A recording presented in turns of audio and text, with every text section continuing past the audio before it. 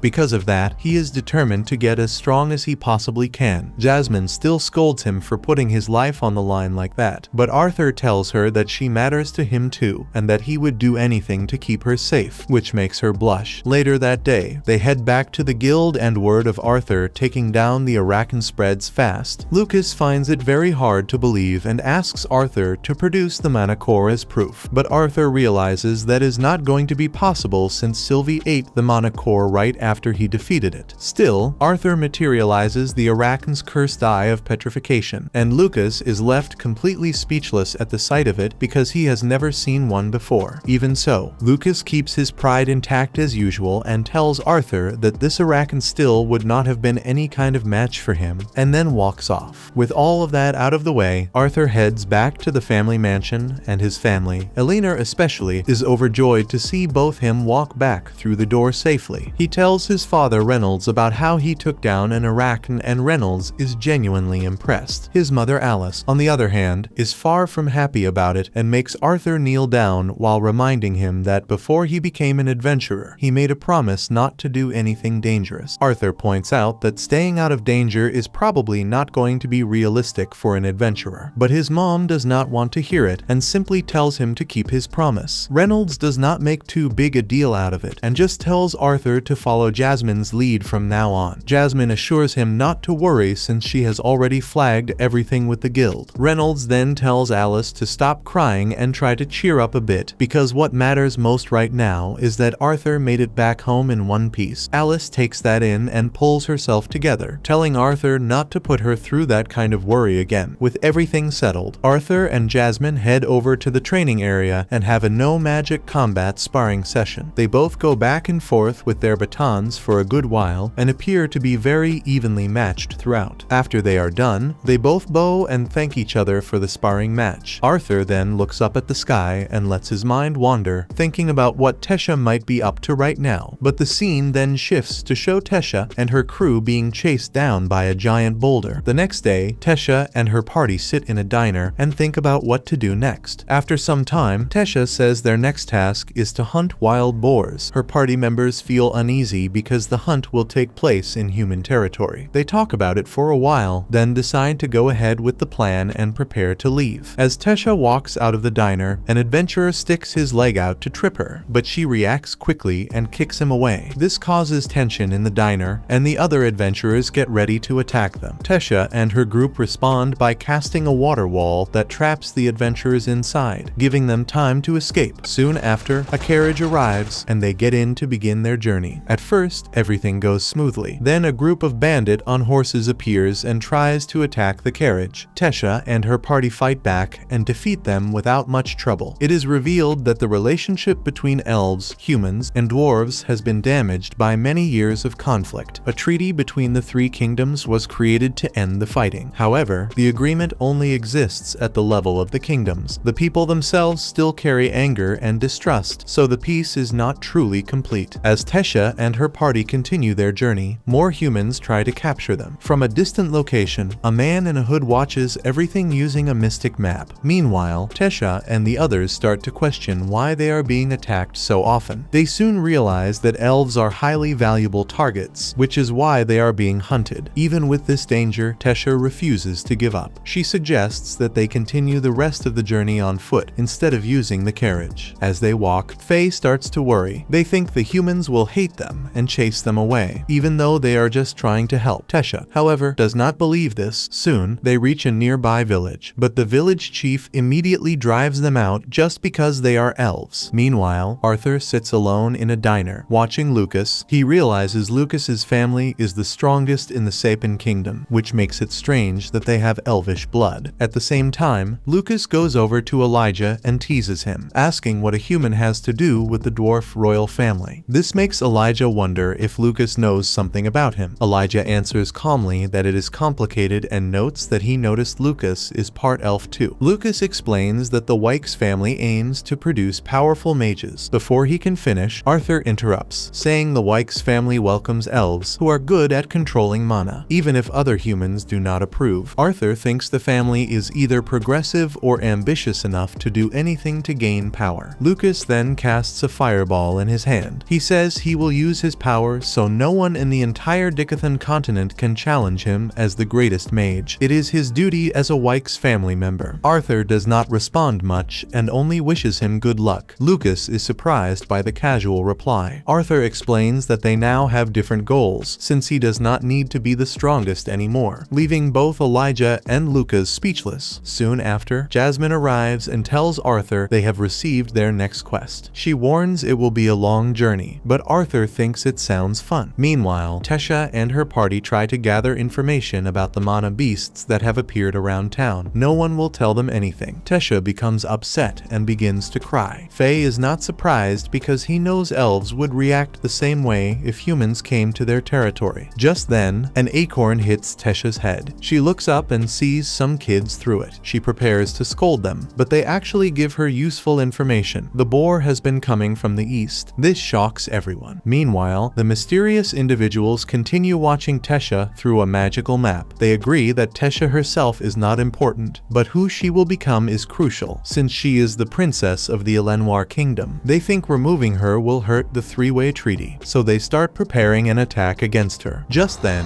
a giant mana beast appears and launches a direct attack at them, but they manage to dodge out of the way at the last second. They all work together and hit it with one attack after another, and after putting in that much effort, they feel certain they must have brought it down, but they are stunned to find out that it is still very much alive. They come at it with their magic again, but this time it has no effect at all, as the boar has adapted and put up a shield to block everything they throw at it. This attack was carefully set up by the hooded individuals, whose plan is to get the three-way treaty torn apart by getting Tesha killed on human territory. Tesha and her group realize their magic is no longer doing anything useful, so they switch to running and dodging as fast as they possibly can. But in the middle of all the chaos, Vaya suddenly takes a hit from a piece of flying debris, which sends her crashing to the ground right in front of the boar. Luckily, Faye is quick enough to use his water magic to pull Vaya out of there and bring her safely over to him before anything worse can happen. Faye suggests that they fall back and retreat, but that is when Tesha comes up with a plan. The first step is for Faye to act as bait, so he goes in and hits the boar with some water magic to get it chasing after him. Then once it is in the right position, Vaya uses her earth magic to open up a hole in the ground beneath it, which swallows the boar and traps it in place. With it stuck down there, Tesha uses her telekinesis to lift up a cluster of rocks and bring them crashing down onto the mana beast, keeping it pinned. Tesha lets out a sigh of relief, thinking it is finally over. But that is when the mana beast forces its way out of the hole and is about to slam straight into Faye and Vaya. Tesha spots it just in time and gets them both out of the way with her wind magic before it can connect. Tesha takes a breath and reflects on what she just did, figuring that getting her teammates to safety was simply the right call in that moment, just like Arthur would have done. The thought of Arthur pulls her into a wave of memories from all the time they spent together, and she gets a little lost in them, but Faye acts quickly and uses his water magic to pull her back to safety before she got hurt. Faye and Vaya suggest they pull back and retreat, but Tesha is still completely set on taking the mana beast down. She realizes she has run completely out of mana and has no way to attack, but then she suddenly remembers a trick Arthur taught her. She steadies herself and begins drawing in mana from everything around her. As the mana beast charges straight toward her, she meets it with a single punch that drops it instantly. Faye and Vaya watch in disbelief, realizing that she was able to pull that off because she used the mana to strengthen her body from the inside. The hooded individuals observe the outcome and come to the conclusion that Tesha is a great deal stronger than they had anticipated, so they agree to come prepared with a far more powerful mana beast the next time around. With the beast taken care of, Tesha and her group go to report to the village chief and let him know they dealt with it, but the village chief does not even bother to thank them, which clearly irritates Tesha. Faye just tells her not to expect any courtesy from humans and to let it go, but then they spot the kids from earlier and the children thank them for taking care of the boar. Meanwhile, Virion speaks with Cynthia and tells her about how he has been keeping an eye on Tesha and how she came dangerously close to the edge in her fight against the Mana beast. Cynthia is not too surprised given that Tesha is Virion's granddaughter after all, but Virion admits that as much as he would like to take credit for her strength, he genuinely believes it comes from the wonderful friends like Arthur who stand by her side. A little while later, Tesha and her group then sit down together at a diner, and Tesha brings up the fact that she and Faye will be heading back to Xyrus soon. They ask Vaya what she plans to do, and Vaya says she will make her way to Xyrus as well since it would be nice to see Arthur again. Tesha is caught completely off guard hearing that and asks how Vaya even knows who Arthur is. Vaya explains that she has been to Xyrus with him before. Tesha had not seen Arthur at all since he left, mostly because she never found out exactly where in Xyrus he had gone. Not long after, Tesha finds herself standing in front of Arthur's family mansion, growing more and more nervous about what she is going to say when she finally sees him. Alice and Elena suddenly come running into her out of nowhere, which sends Tesha into a flustered panic, and she takes off as fast as she can, still trying to figure out where Arthur actually is. Arthur is then seen laying unconscious on the shore of an island. After a while, he slowly stands up and starts to wonder how he even got here in the first place. He begins running across the area, trying to figure out where he is and what direction he should go. While doing this, he suddenly recalls what happened before now. He remembers that he was traveling by canoe with Jasmine, but then they were caught in a massive tsunami that came out of nowhere, and that strong wave caused them to get separated from each other. Arthur recalls this clearly and immediately begins looking everywhere for Jasmine without wasting time. As he keeps moving through the area, he suddenly stumbles upon Lucas and Elijah, who are also laying on the ground, completely drenched in ocean water. Arthur then explains to both of them how he got here, and Lucas and Elijah also begin explaining their own situations in return so they can understand what happened to each other. Arthur explains that he had taken a commission from the Helstia family to capture a Mana beast, but during that assignment he was unfortunately caught in a violent storm while traveling. Elijah then explains that he was on a job from the guild because there had been a series of fishing boats disappearing near the farmlands, so he was sent to investigate the cause of those missing boats, and during that investigation he also got caught in the same storm. Lucas does not directly explain how he got here, but both Arthur and Elijah already understand that Lucas is simply too proud to admit that he also got caught in the storm like the rest of them. After that, the three of them begin brainstorming how they are going to get off this island. They all agree and state that it is obvious they are going to need to find or build a new boat in order to leave the place safely. However, Arthur is still more worried about the whereabouts of Jasmine, and he cannot focus fully on escape plans. At the same time, he still has strong confidence that if he was able to survive the storm, then Jasmine definitely survived as well and is somewhere nearby. Arthur then begins speaking telepathically to Sylvie and explains his full situation to her. He tells Sylvie to help him search the sea area and surrounding water regions for any possible sign of Jasmine so they can be reunited faster. At the same time, Jasmine is shown at one end of the shore, far away from Arthur's location. She is calling out loudly for Arthur, but she receives no response at all. After calling for some time, she slowly falls to her knees and begins blaming herself, saying that everything that happened is her fault and that she is the reason they got separated. She then starts thinking back to earlier events and remembers a conversation she had with Reynolds. In that memory, Reynolds had told her that adventurers who go out on jobs often end up facing enemies or dangers that are far stronger than what was originally stated or advertised in the mission details. After hearing that, Jasmine began to assume that the guilds might simply be underestimating the difficulty level of their jobs. Reynolds then explains that this is a possibility, but he also adds another possible explanation, saying that there could be someone or some group actively opposing the three-way treaty and causing these accidents on purpose. Reynolds also knew that this kind of information would not be enough to stop Arthur from accepting jobs and continuing his adventures. So instead of trying to discourage him, he simply asks Jasmine to be extra careful whenever she is traveling with Arthur and to always watch over him and keep him safe as much as she can. Jasmine listens to this and promises him that she will do exactly that and stay cautious at all times. She begins looking for Arthur, but then she comes across two of Lucas's guards. Both of them explain to Jasmine how they ended up there, and as they talk, they start crying because they realize they have been completely separated from Lucas. Meanwhile, Lucas uses his dimensional ring to bring out camping equipment. Arthur looks at it in shock because this is the first time he has ever seen a dimensional ring in real life. After that, they set up a tent and create a basic place to sleep. However, they do not have much food available. Because of this, Arthur goes into the forest to gather supplies. He collects fish and mushrooms to use for a meal, then tells Lucas to handle the cooking since he can use fire magic. Lucas agrees and starts cooking. At first, he struggles, either burning the fish or undercooking it, but after some trial and error, he slowly improves and eventually manages to cook a properly grilled fish. With that done, they sit around the campfire and eat their dinner together. As Arthur eats with Lucas and Elijah beside him, the moment reminds him of the time he spent with his family while growing up. It brings back a sense of familiarity and calm despite their situation. The next day, Arthur explains that while he was gathering food the day before, he also did some scouting around the island. From what he observed, they are the only people currently on the island. He also found the boats that Lucas and Elijah washed up on, but those boats are not in any condition that can help them escape. With all of this information, Arthur presents them with two possible options. The first option is to wait for rescue. He points out that Jasmine would definitely come looking for him sooner or later. The second option is to try to leave the island themselves. He explains that the mainland is not too far away, so reaching it on their own might be possible. However, Lucas suddenly interrupts and says that neither of those plans will work. He then takes out his scroll and shows them the target of his quest. It is a mana beast that has the ability to control weather, although only on a limited scale. Lucas explains that if they try to cross the sea while it is still alive, they will not survive. Based on all the information he has gathered, he believes the beast must be hiding somewhere on the island. He then swears that he will burn it to ashes and begins heading out immediately. Arthur stops him and suggests that they all go together instead, since working as a group will be more effective and safer than going alone. At the same time, Sylvie finally manages to find Jasmine. She tells Jasmine that Arthur is still alive. Jasmine feels relieved and happy to hear this, but she also realizes that she cannot waste any time and needs to move quickly to find him. Back with Arthur and the others, they are now hiding in front of the mana beast's location, carefully planning how to attack. Lucas makes the first move by launching a fireball into the cave. However, the attack backfires, sending chunks of rock flying out toward them. Elijah quickly reacts and saves Lucas by raising an earth wall to block the debris. Lucas starts to feel proud of himself, thinking that his fireball must have already defeated the beast. But at that moment, the cave begins to collapse, and the mana beast finally reveals itself in full. It immediately launches an energy ball at them, but Arthur blocks it with his sword. Lucas starts to panic and even becomes scared for a moment, but he quickly forces himself to stay calm because he does not want Arthur to see him acting that way. Arthur then moves forward and charges at the beast, while Elijah supports him from behind. Arthur attacks with a flurry of sword strikes, but none of them seem to work. The beast's wounds begin to heal and regenerate right away. Arthur notices this and starts thinking quickly about a solution. He then tells Elijah and Lucas to switch positions with him. This surprises both of them. Elijah moves to the front line with Arthur, while Lucas is placed in a support role at a distance. Arthur lands a sword strike, and at the same time Elijah creates multiple earth spikes that shoot up and trap parts of the beast's body. They use the spikes to fill and lock its damaged areas. Arthur then realizes something important. When the beast is trapped like this, it cannot regenerate properly. They repeat the same strategy once more. Arthur attacks first, then Elijah uses earth spikes again to seal the damage. This combined attack is finally enough to bring the mana beast down completely. Arthur and Elijah celebrate with a quick high five, but Lucas claims that he was the one who did most of the work. However, the situation changes when it turns out that the mana beast is not actually dead. It suddenly starts moving again and wakes up. Arthur immediately charges toward it again, thinking about how much longer he will have to keep fighting because he is already reaching his limit. At that moment, Jasmine appears. She is running toward the island at high speed and spots Arthur in the distance. She increases her speed even more and dashes straight toward him, just as Arthur is about to land another attack. Jasmine arrives and finishes the mana beast with a single powerful strike. After defeating it, she immediately runs to Arthur and asks if he is okay. Elijah and Lucas both stare at her in shock, completely completely stunned by how easily she was able to take down the mana beast in one hit. Later at sunset, Jasmine apologizes to Arthur for what happened and says she is sorry for letting things get so dangerous. Arthur tells her not to worry about it. He says he is just glad she came to save him in time. Meanwhile, Elijah and Lucas are chasing Sylvie because she is holding the mana core from the beast. They try to catch her, but they fail. Before they can grab her, Sylvie quickly eats the mana core instead. At the same time in Xyrus, Tesha meets up with her party. She tells them that she still has not met Arthur yet, and they both seem to keep missing each other at different times. Faye and Vaya start to suspect that Tesha is not just unlucky, but actually nervous about meeting Arthur. Tesha immediately gets defensive when they say this. She stands up and leaves without saying much more. However, it turns out Faye and Vaya were correct. Tesha really is nervous about meeting Arthur. After thinking about it, she gathers her courage and goes to stand outside Arthur's house. She hesitates at the door, trying to decide whether to go in or not. But just before she enters, she runs into Reynolds. Tesha gets extremely embarrassed and quickly runs away, leaving Reynolds confused and wondering what just happened. Meanwhile, a group of hooded men look over a magical map. They are searching carefully for a beast strong enough for the day of reckoning. Shortly after, Arthur and Jasmine are seen leaving the Adventurers Guild. As they walk, Arthur points out that he was really surprised to see how fast she arrived earlier when they were fighting that monster. Jasmine says it wasn't a big deal because all she did was focus her wind mana on her feet to increase her speed. Just then, a tall blonde man walks over to them and greets Jasmine. Arthur does not recognize him, so Jasmine explains that his name is Brauld and that he is an A-rank adventurer. Brauld seems pleased that Jasmine knows who he is. He then explains that he came to ask her for a favor because he has found information about a valuable treasure. Arthur observes the interaction and realizes that Brauld is also an A-rank adventurer. Just like Jasmine, he understands that someone at that level must be highly skilled. However, for some reason, seeing Brauld standing close to Jasmine makes Arthur feel uneasy. Later on, Arthur is at the training grounds where he prepares to spar with Adam. Before the fight begins, Arthur thinks back to the last time they fought each other and wonders how this match will turn out. When the battle starts, Adam proves to be a strong opponent.